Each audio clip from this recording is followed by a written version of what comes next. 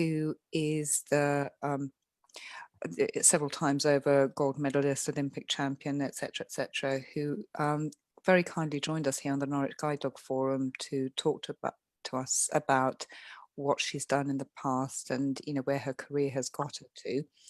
And today I have Scott Valance, who is a forum coordinator, an absolute star who does so much behind the scenes and is just an amazing individual with what you do, because you literally give your life over to various causes, don't you, all the time. So it's a real privilege to talk to Scott today and to introduce him to you. So so welcome, Scott. Welcome. Scott has been Norwich Forum coordinator from way before I even knew the forums existed. He is the father, the godfather, everything else of the Norwich forums, aren't you? And he's got his guide dog Benji, who's a German Shepherd. But Scott is also really keen on sports and is involved in a sport that I have to put my hands up. I really don't know an awful lot about. I really should do, because where I live we have an amazing facility. I suppose it's because I always found bowls of some description a bit frustrating, because I was just terrible at it. But I suspect that you must be really quite good at it. So tell us, Scott, tell us about how you got involved with the sport and where has it taken you and where are you now? So talk to us. Yeah, I don't know how I follow Sophie. I wish I'd have been on before her, but there you go. Amazing, and congratulations to her, and good luck with her at university. So the story started really about 2002. I sat on a social committee for North Walsham Blind Club, and when the meeting finished, the chairman said to us, "Scott, before I give you a lift home, I've just got to pop into the local leisure centre and see the blind bowlers." So the most stupid thing I ever said in my life, and this is how the story starts. Well, how can blind people play bowls? I think, do you know what? Of all the people, I reckon we should know better, right? But we don't. Get to the leisure centre, and these people were playing bowls on the green indoors. And there's a string that goes all the way up the centre of the rink. So that's like as a guide, very string. And I was sitting there watching and being described what was going on. And the lady came off the rink and said, "Oh, would you like to have a go?" I said, "Oh, no, I couldn't do that." She said, "I bet you can." So I'm left-handed. So I went on the green and she stood me on the mat. She told me the jack up the other end and told me the distance from the mat to the jack. And then she said that jack represents the centre of a clock. So if the bowl goes past on the string at 12, 6 o'clock front and 9 and 3. So I said, okay. So I put the first bowl up, and the chap down the other end who was marking, he calls where the bowl's finished, the marker, and he said, "Oh, 1 yard at 7. So as I looked down the rink, it's finished a yard from the jack, slightly off the string to my left. So I said, "That's really good." So I said, okay. So she said, "Do it again." So she gave me another bowl, and I bowled the second one, and it literally just rested on the first one, and they called the same distance. She said, "You sure you never played this before?" And I said, "No, absolutely positive." So about a week or so later, I sort of thought, well, I quite enjoyed that. And the people that were there bowling seemed to talk to me and chat to me because I'd never been in the club before. And I joined the club. And before it was under the name as it is now, it was called the English National Association of Visually Handicapped Bowlers. So it's a real big title. The guy who was the manager of the club found out that there was a membership. So I phoned up, spoke to this chap up in Preston at the time, and I joined, paid my membership. He told me where these competitions were all over the country. And I just straight away thought, blimey, that's going to start costing a lot of money by the sound of it. So I got myself a set of bowls and shoes and grey trousers and white top, which was the uniform at the club. Started practicing once a fortnight with these other people, and quite quickly came pretty good. And the lady who ran it said, "You know, you ought to join this Blind Bowls Association as an individual, which allow you to go and do all these things." So that's what I did. And, you know, as they say, it just literally took a hold of me very quickly. It's very addictive playing bowls. And obviously, the more you play, the better you get. And I was soon introduced to somebody from Norwich through the Norfolk Coaching Association, Paul Segalo, who started coaching me on an individual basis in the club that I played at in the legislature. And we just kept practicing and practicing. And one day, the association phoned me and said, "Oh, somebody had dropped out of a tournament in Gateshead, pairs competition. Would I travel up quite short notice?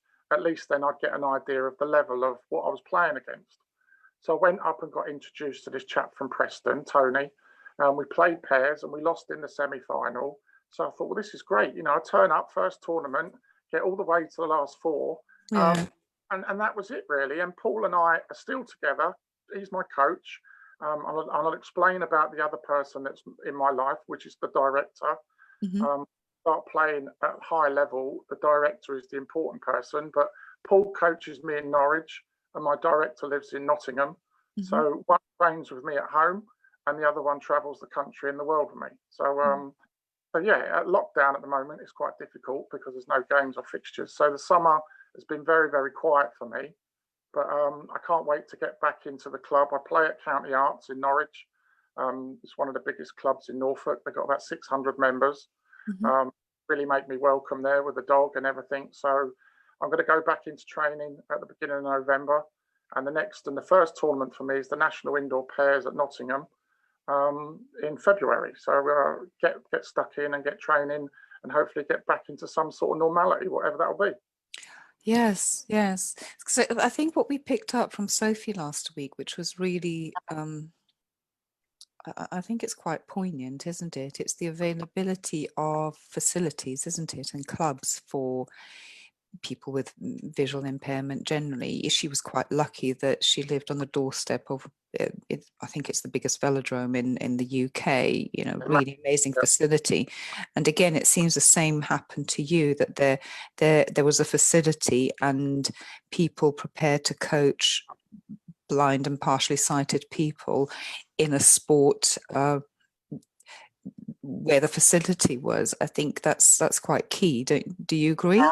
Yeah, I do. The time I started to play bowls back in 2002, the club that I played for in the leisure centre, one fortnight it was run by the drivers would pick you up that were volunteers from the bowls club, and the other fortnight later was the Lions Club. They got involved, picked people up and drove us, and there was tea and biscuits, and it was great. And without the volunteers at the start, Paul is a level 4 coach, which is about the highest you can get. So I was very lucky to be teamed up with somebody at so early, not knowing which way my career was going to go, that was dedicated to bowls already. He'd just give his time up to me, and he still does to this day. Yeah, that's just amazing. That is amazing. And as I said, I've got a facility here in Acle, but I don't really know if anybody is coaching blind and partially sighted people. It would be quite interesting.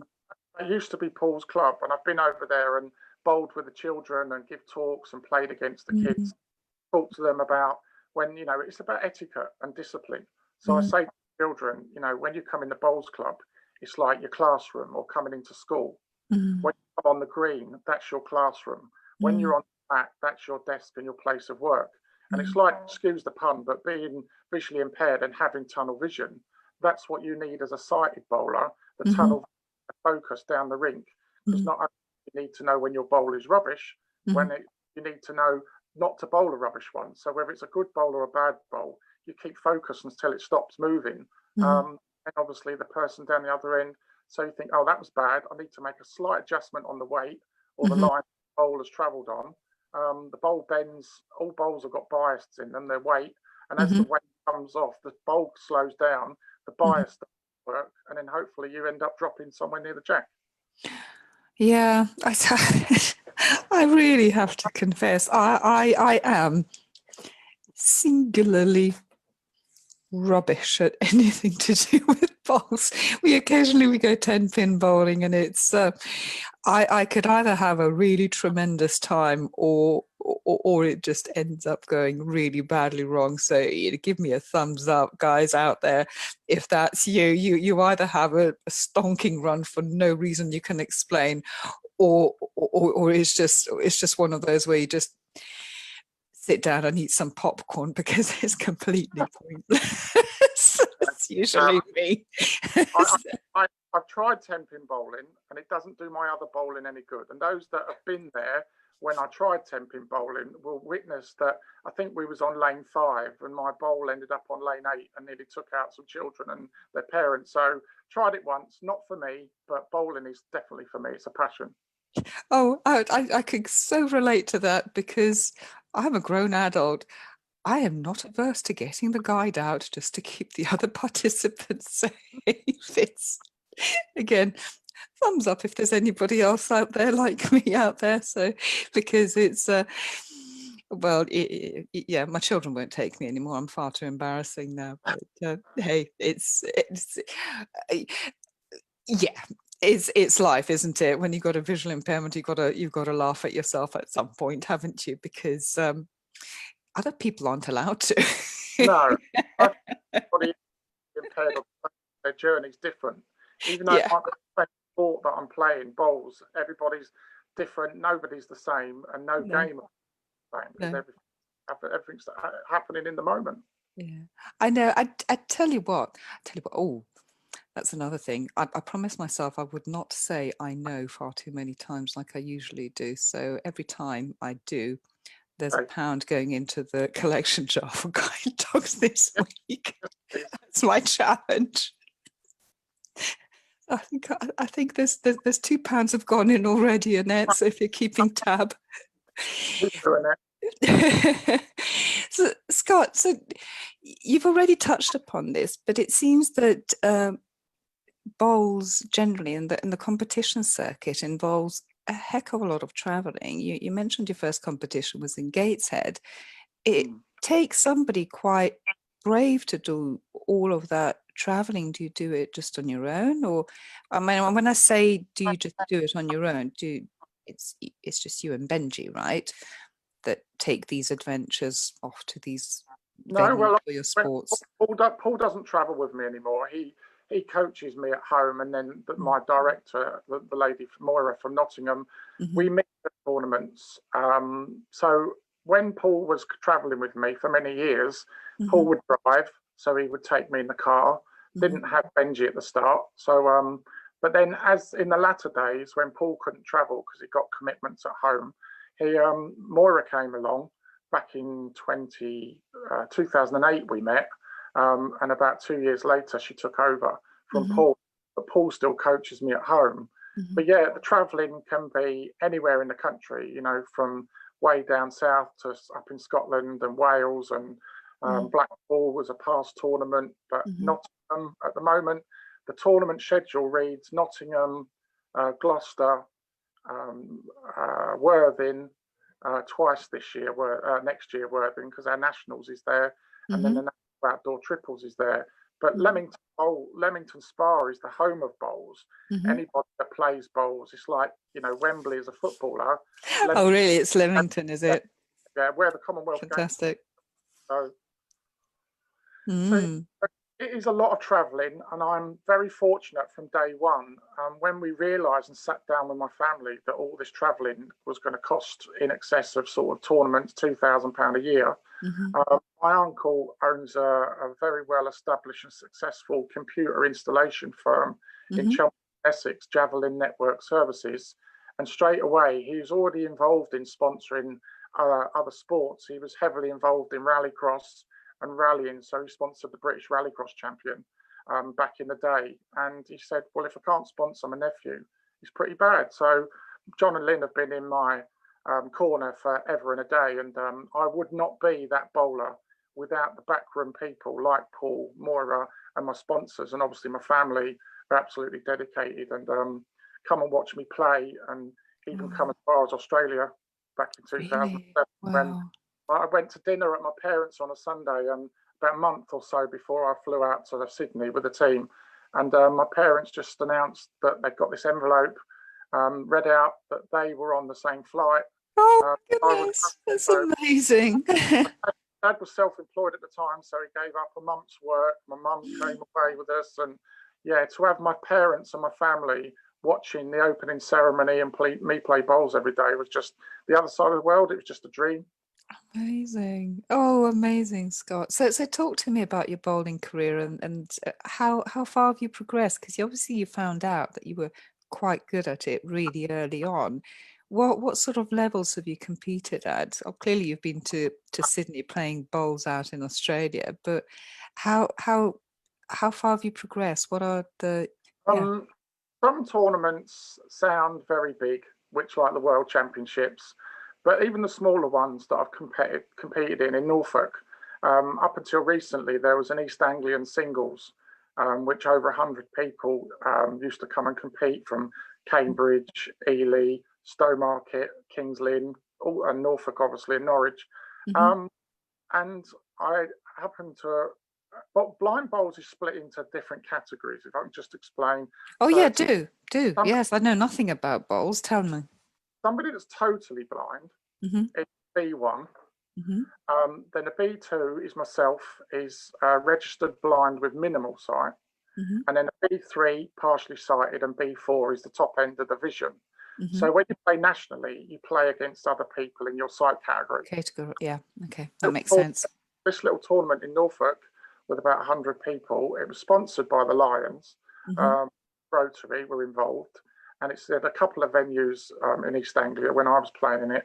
But people came for the day. I was playing against other B2 bowlers, and just happened to be very fortunate to win it about 6 times over those years. And when I first started, I actually beat people that were in the final that were already England bowlers themselves. But I Wow, later, you really are good, aren't you? I, I was very nervous to start and put all the training in at the club and Mm, tournaments in Norfolk. Lowestoft used to have a big tournament outdoors, and I was very successful at that.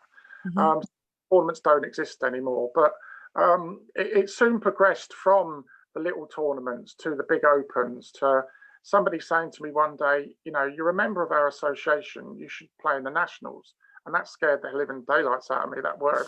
And I thought, I'm okay in my back door and I know the level I can play at, but what sort of level are these people at? So Mm. I got into B2 and started playing with some people on a national level at the nationals. My first nationals was up north, and I think I won one game of singles and I got a couple of games of pairs and won. Mhm. But I thought, well, I'm still taking shots off of people that are far, far established than I am, and I'm not losing by loads. But it's normally 21 the score to win in singles, the first one at 21. So I carried on playing and I went to the next nationals and then discovered there was national pairs, national triples, and that's when the cost came in and took over really. So with John and Lynn and my family on board. But yeah, I mean, I was very lucky to round about 2006, we had our national singles and pairs down at Cheltenham, played at a beautiful club called Suffolk Square. And it was my first national title that I won in the national outdoor pairs with my late partner, Patrick Lovell from Somerset. Mhm.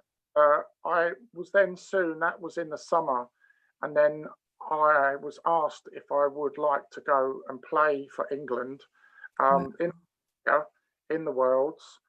Scott, Wow. I know you've only just won something, but it'll be great for your confidence, great for your potential. You'll be playing on the highest level that you can play at. It's a brand new World Championships because bowls was unfortunately dropped from the Paralympics in 2004. Mm. So, but a few years later, before 2008, you've got all these bowlers redundant around the world, visually Mm. that have got no Olympics to go to. Mhm. So they decided the International Disabled Bowls, the IDB World Championships, was set up, and I was very fortunate for Sydney to be the first one. Mhm. Um, Went to Manly and played there for 2 weeks. I played in the pairs and the triples, didn't medal, but certainly won. We played against 10 different countries, certainly won pairs and won triples. And the guy that was in our triple, Patrick, Mhm. who I pairs with at home, he went on to win a bronze in the singles Wow. against Australia. So, you know, Patrick was a very well established bowler on the circuit, and he asked me to pairs. he saw our potential from day one, and we were very lucky to win outdoor pairs together about 6 times, and I've won it about 10 times with other people. So the national pairs, and when you become successful in a pairing or a triple, you know, sometimes when you're unknown, you're scratching around to find a partner or two triple. But I play outdoor and indoor national triples with a guy from Bolton Regis and another guy from Cinderford and the Forest of Dean. And we don't even ask each other whether we're playing in the next year. We just stick together. And social green, we're, you know, we're all staying in the same hotel. We sort of take the game apart, win or lose after each game, and sit and have a meal. And the social side to bowls is really important because there's so much pressure playing at that level. But then you need to unwind and breathe and be able to know whether you've won or lost. You can still have a drink with your mate in the bar at the end of the day. But yeah, it's deadly serious, really serious. And to spend a month in Australia, then go up to the Gold Coast and have a holiday afterwards before the team flew home. And the IBD, International Disabled Bowls, was a multi-disability tournament. So there was the blind, wheelchair, amputee, cerebral palsy. So there was hundreds of athletes from all over the world, all dropped into Sydney and Manly for 2 weeks, and it was just the best time in my life. I mean, I say to people now when I give talks to different charities, if you can bear the flight, it's worth what's there at the other end, because it's just the most amazing country if you've never been. And I would go back again at the drop of a hat, whether it's holiday or get called up again for the team. You know, it's just the most amazing, and the people are great. You know. Yeah. Oh, that just sounds so good. And I know you said that it would be difficult to follow on from Sophie, but I am just so in awe of people like you who have played a sport to a level where you've represented your country. That's something I've never done, and I really am humbled by your achievements. I think it's amazing, absolutely amazing. Around since about 1970. So, and the first charity was put together in '75 for England. And to actually not and only win one national title and then get asked to go and travel the other side of the world to play with people that I didn't really know, only a few of the blind bowlers. I think it was 6 blind bowlers went in the end. But it was just the start of something. I mean, that's the biggest thing. But I played for England in home events since Scotland places, but sometimes it's few and far between. You know, I've been top 10 for a while, and then when you don't do so well at certain tournaments, your ranking slips down. I've slipped out of the top 10. I've jumped back in again. One of my biggest achievements that I'm very, very proud of, for over 50 years, there's been an open tournament at Hastings in July. And considering singles, pairs, and triples played through the week, in those 50 odd years, there's only been 3 people in that history of that tournament that's ever won the singles, the pairs, and the triples in the same week. So in 2014, I turned up like I have done at Hastings many years before, to actually play 18 games of bowls in a week, which if you're a bowler, you'd know that is absolutely exhausting. 18 games of bowls. I won 16 and drew 2. I never lost a game all week. Wow. I won the pairs with Paul, my friend from Cinderford, won the triples with a guy from Bridgewater, another guy, Eric, and then I played against the guy from Cornwall in the singles final. And as I said previously, it's the first one to 21. It couldn't have been any tighter. I beat Jeff 21-20 in the final. So I'm on a very short list of 3 people in over 50 years this tournament's run to have gone away with 3 trophies winning in the same week. That's so amazing. Every bowler has their week, and that was my week. You know, brilliant. I'm 50 something now. I hope there's many more weeks like that. But yeah, I'm the only blind bowler in Norfolk to win national titles. I'm the only visually impaired bowler in Norfolk to represent it. There's the dedication there, Scott, and I see how you apply yourself to the forum, to your bowls, to everything else that you do, and it's never less than 100%. So I'm not surprised that you've achieved so much, because despite everything else that goes on, you do throw yourself into things, even technology and things like this Zoom call, which are not easy things to master. I've struggled with this technology for quite a bit, and it shows in every single interview or Facebook Live that I do that this isn't easy, but you have to have a go. You have to have a go, and I'd be surprised if anybody didn't agree with that. It seems funny being on the other end because, you know, based in the hotel, it's me that does all the running of the meetings, but it seems great to have a chance and an opportunity to come and plug my sport. And like I said, behind every good man there's a good woman, and Moira is my director. She travels all over the country. She looks after me on the green. She tells me where the bowls are finished. She tells me what shot to play. And we just, hopefully it's a great partnership, you know, and without her, you know, I am dedicated. So when there is an event coming up, hours and hours and hours and weeks are spent practicing, traveling to Norwich and back. And Paul gives his time up voluntary. The club is a new club. I haven't been there long, but they're very supportive in what I do. And without putting that time in, and my sponsors, my family, my coach, my director, I wouldn't be where I am today. And it's been a quiet year for everybody in sport and any other jobs, work. But yeah, we're all going to come back next year fighting fit, and hopefully everything will be sorted and we can carry on with our passion. Yes, which sort of brings me neatly to where I wanted to be right now. So I suspect training has been suspended for you now, or are you back to training in some shape or form? Is there anything to be salvaged from the season, or are we just waiting for next year? No. Because of the bowling side of it, and as you said, I've helped lots of other charities. I soon was asked to join the committee back in 2007. I was their publicity officer.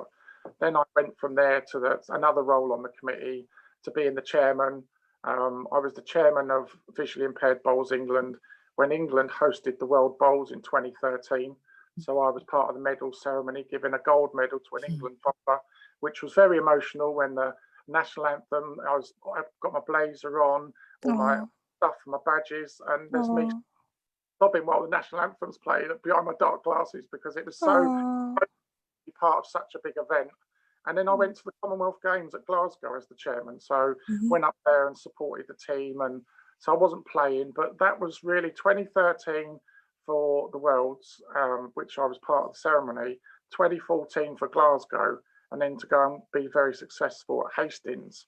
But yeah, it's a commitment and a time, and nothing happens overnight, as you know. And whether you're running a forums or anything, it takes a lot of time, effort, teamwork.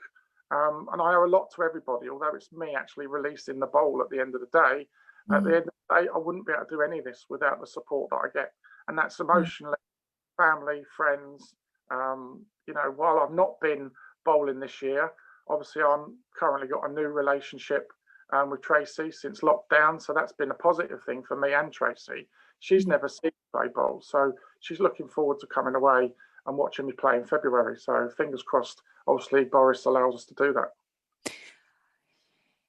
Yes. Let's write to Boris and find out how he feels about bowls, shall we? It'd be quite good. Invite him to one of your games. I think that would be a really good idea. I think Norwich Guide Dog Forum should invite Boris Johnson to come and watch you play bowls. I think that would be that would be very helpful for Boris in broadening his horizons and appreciating how the other half live, perhaps. Well, other than him watch, we need to get him on the green to play. That might be good as well. That might be good as well. Who knows? Who knows? Yes, we'll extend the invitation, shall we? I think. Yeah.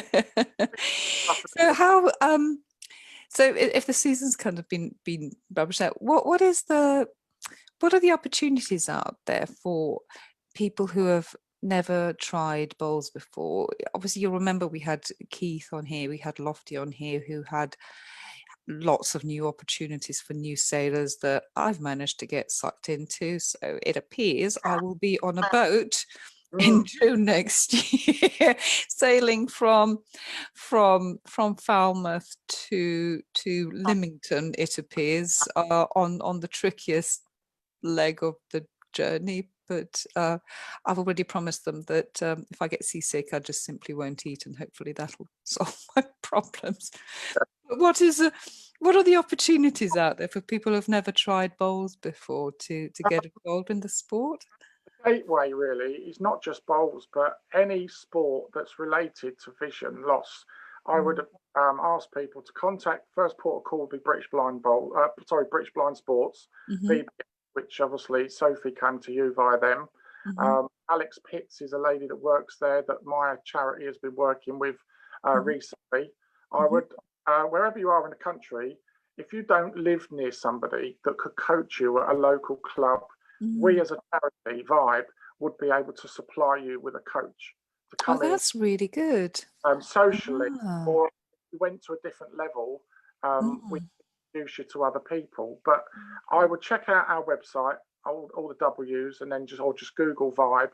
You'll come up with a great team manager, David Stott, a great committee, and a chairman. And we have had not just guide dog forums have been Zoom, but obviously my bowls charity meetings are on Zoom. So that's fun as well. But we are all looking forward to getting back. But British Blind Sports, they would direct you if you wanted to play bowls to Vibe, and obviously equally you can come directly to us. There's application forms. The membership is £10. That's all. Once you've paid it once, you're a life member, and then you can go to your local club, buy a second-hand set of bowls. A lot of clubs would lend you a set of bowls. If you've got no shoes, you can just go on your socks and just a bit of go. If there's anybody in the Norwich or Norfolk area, they're more than happy to contact me via the forum, and I can put the right direction. There is a blind bowls group that play at County Arts in Norwich. They, I believe, meet on a Wednesday in the morning. But yeah, they play indoors. They're good social bowlers, and they enjoy obviously the interaction socially. But in Norfolk at the time, I was just very fortunate to be that one to take it to another level. I try to compete as best as I can on the same level and better, really. Yeah, I will post those links on the post on Facebook as well, because like I've done for everybody else, it's just good to get involved, because yeah, we talked about this, Scott, didn't we? September was about sports and getting involved in physical activity and actually reaching outside of the sphere that you have, because when you're visually impaired, it's amazing how your universe shrinks just Yeah. a little bit, and it's just too easy to let it. So things like bowls and sports for visually impaired people are, I think they're incredibly important. Yeah, the social interaction, the being out there, the proving yourself within the parameters that you have. It's no fun competing outside of your league, but when there are people who are similarly affected to you, it's good to have a healthy competition. Yeah, and mental health is a big issue at the moment. Yeah, it is Not only enormous. am I obviously involved with yourself and Annette and Angie at the forum, but I'm an RNIB Connect leader for North Norfolk. So I set up groups to help blind people, whether it's a lunch club, a coffee social. And one of the biggest and best things that I've been very proud of, and I know you're going to be speaking to Darren Hunter in a few weeks. Yes, I will. Yes. Up blind football at Norwich City Football Club. So children came along that I knew already, but they joined wheelchair and cerebral palsy football, and obviously due to lockdown, but obviously they go on a Friday training, and it brings so much confidence out in the children as a visually impaired, and the parents sit and watch, and they're just like absolutely amazed, because in mainstream school, the children don't get that much chance to play football. So when they come to the football club, and which is part of the Norwich Community Sports Foundation through the club, they absolutely blossom and have a great time, and have met loads of new friends. So very proud to be part of setting up blind football for children. Yeah. Oh, that's so good, so good. What I would really love to try is tennis. I always wanted to play tennis as a kid, and it was always unaffordable when I was growing up. We didn't really have much money. I have an amazing tennis club literally on my doorstep, and I keep wondering what it would be like. Wouldn't it be nice to give tennis a go? But again, it's the coaching side. When you're visually impaired, it's not quite as straightforward as just Quite joining a sure. class, is it? There's lots of blind people that I play bowls with all over the country that play multi-sports. There's a chap from London, he plays cricket for England. There's a guy who plays bowls and he's completely blind, and he plays golf and travels the country playing golf. You know, there is multi-sports. It can be changed and adapted for blind people and other disabilities to take part, because it is out there. It's just trying to find it. And opportunities like today, hopefully if people at any point watch this, or a family member, and think, well, you know, my friend or whatever sits indoors visually impaired, life is not ended when you become visually impaired. I'm an ambassador for the charity. I work tirelessly to encourage people and campaign for people to just get out in the fresh air, join in for their own well-being. And obviously it's the social side of it. Whether you want to play bowls socially or competitively, that's your choice. But it's just making that first step and getting out there and meeting people. I think that's what we're all about at the Norwich Guide Dog Forum as well, is supporting visually impaired people, service users, puppy walkers, volunteers, anybody who has any connection to visual impairment and how it impacts us, just to support them and share our experiences and point people in the right direction if we can, and just expand horizons. It's incredibly important, especially this corona reality that we live in now, that we don't give up. I mean, I suppose if there was one sport, I was very keen on football, but as my visual impairment got worse over the years, my granddad played bowls socially, friends, but my late father-in-law played competitive bowls as a sighted person for about 4 years for Cambridgeshire. So at the end of the day, if I was going to get involved in any blind sport, I did come after that meeting, and I owe a lot to people at Rossi's in North Ocean, because that's where my career started, and people that are involved fundraising to send me to Australia. Unfortunately, bowls is not a rich sport. If you want to play for England, unless you get sponsored, you know, there's collections and fundraisers to pay. When I went to Australia, for me and my coach to go at the time, it was about £10,000 with everything. And at the end of the day, we spent about a year fundraising, and there was enough money left over after all the fundraising went on to fund my traveling with to the nationals for a few years when I came to Australia. So yeah, it's about money, and sadly the government don't recognise, for whatever reason, sports. There's lots and lots of money out there for certain sports, but in disability bowls and things like that, it's very, very difficult. But you know, it's if you are dedicated and you can find and channel into some sort of financial arrangement like I did, you know, every time I play bowls and I'm at a big competition, it's Lynn and John and my sponsors that I'm playing for. Win or lose, if I don't win a trophy, they don't, oh, you know, we're going to drop out because you haven't won anything for a year. That's not the case at all. They're really there for when I win and really there when I lose. So that's important. Can't win. It is. Yeah, no, it's amazing. Right. So Scott, this has been absolutely amazing and tremendous. And I've known you for some years now, but it's really lovely to get you know even better at that level. This is a side of you that we don't always get to see because there's always talk about other things. So is there anything else you want to say before we finish up and say bye to everyone till next week? Yeah, bye to everybody for next week, and just appreciate all the work that goes on at the forum, and obviously the hotel. We've got such an amazing venue that we work from. Hopefully we'll be back soon. I know you're going to be talking to Shelley in the next few weeks. So thanks again for everybody. I hope you've learned a little bit about me. There's something different that you didn't know before. Thanks very much. That's all right. Oh, thank you so much, Scott. Right. So that's it from us for today, for this Wednesday. We came out to you a bit later today because the other meetings, etc., etc. But I hope this has been really useful. So, you know, give us a like, send us a question, let us know how you're enjoying these little broadcasts, because you know, what would you like to see more of? You know, tell us what you would like to see. We're thinking about all sorts of projects at the forum, aren't we, Scott, about what we could do and bring to you that would be relevant to people in and around Norwich, and hopefully we'll keep flourishing. Really exciting about Nelson and our fundraiser for our puppy next. Yes. So we got Yes. here to raise £2,500, and we're Yes. going to for a guide dog puppy and name him Nelson after our great Nelson of Norfolk.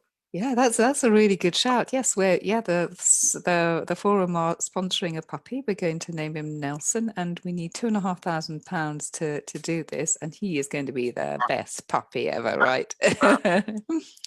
He's going to be absolutely awesome.